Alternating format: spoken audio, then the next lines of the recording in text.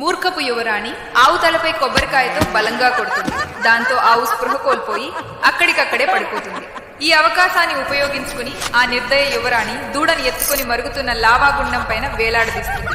కొంతసేపటి తర్వాత ఆవుకు స్పృహ వస్తుంది.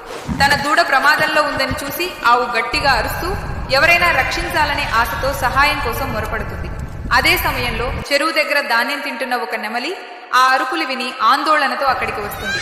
అక్కడికి చేరుకుని మరుగుతున్న లావాలో దూడ తలబడుతూ ప్రాణాల కోసం పోరాడుతుండటం చూసి దిగ్భ్రాంతి చెందుతుంది. ఒక్క క్షణం కూడా ఆలస్యం చేయకుండా నిర్మానుష్య ప్రదేశంలో దైవ సహాయం కోసం వెతకడం ప్రారంభిస్తుంది. కొంత దూరం వెళ్లిన తర్వాత ఇసుక భూమిపై శ్రీకృష్ణుడి మట్టి విగ్రహం కనిపిస్తుంది. నెమలి ఆ విగ్రహం ముందు శాంతంగా కూర్చుని భక్తితో కృష్ణ నామస్మరణ చేస్తుంది. కొంతసేపటికి మధురమైన పిల్లన గ్రోవి స్వరంతో శ్రీకృష్ణుడు ప్రత్యక్షమవుతాడు. నెమలి జరిగిన సంగతులన్నీ వివరించగానే ఆయన వెంటనే దూడ ఉన్న చోటుకు చేరుకుంటాడు.